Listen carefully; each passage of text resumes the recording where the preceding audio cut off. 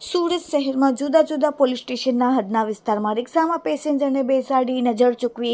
તેમના ખિસ્સામાંથી રોકડા રૂપિયા, પાકીટ, કિંમતી ચીજવસ્તુઓ ચોરી લેતા રીઢા આરોપીઓને રિક્ષા સાથે ઝડપી પાડી ગુનાઓનો ભેદ ઉકેલી કાઢતી કાપોદ્રા પોલીસ સ્ટેશન સર્વેલન્સની team. Surat police commissioner Anupamsinh ગેહલોતના આદેશ મુજબ સમગ્ર સુરત શહેરમાંથી વણશોધાયેલ અનડિટેક્ટ ગુનાઓ શોધી કાઢવા માટે સૂચના આપેલ હતી, જેથી કાપોદ્રા પોલીસ સ્ટેશનમાં ફરિયાદી ધર્મેશભાઈ નંદુભાઈ ઇંગરે હીરાબાગ ગજેરા ચિલ્ડ્રન હોસ્પિટલમાં એક પેસેન્જર રિક્ષામાં બેસેલ અને તેમના ખિસ્સામાંથી રોકડા રૂપિયા 15,000 નજર ચૂકી ચોરી લીધેલ હતી અને રિક્ષા ચાલકે હીરાબાગ સર્કલથી કાપોદ્રા 4 રસ્તા જતા આવતું ટ્રાફિક સિગ્નલ આગળ ઉતારી દીધેલનો બનાવ બનેલ હતો, જેની કાપોદ્રા પોલીસ સ્ટેશનમાં ફરિયાદ નોંધેલ હતી. જેથી કાપોદ્રા પોલીસ સ્ટેશનના સર્વેલન્સ સ્ટાફના police sub inspector MP Vaghela, police sub inspector LL Pandya સાહેબના સર્વેલન્સ સ્ટાફના માણસો પોલીસ સ્ટેશન વિસ્તારમાં પેટ્રોલિંગમાં હતા, ત્યારે અંગત બાતમીના આધારે આરોપી 1 રિઝવાન રાઝિક શેખ ઉંમર 26, ધંધા ગેરેજનું કામકાજ અને રહેવાસી ભેસ્તાન આવાસ પાંજરાપોળ ભેસ્તાન,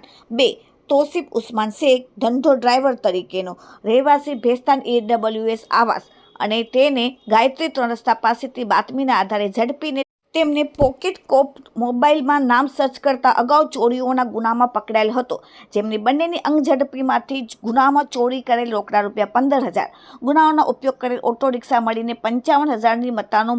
મુદ્દામાલ કબજે કરીને આરોપીઓને વિરુદ્ધ કાયદેસરની કાર્યવાહી કાપોદ્રા પોલીસે કરેલ છે.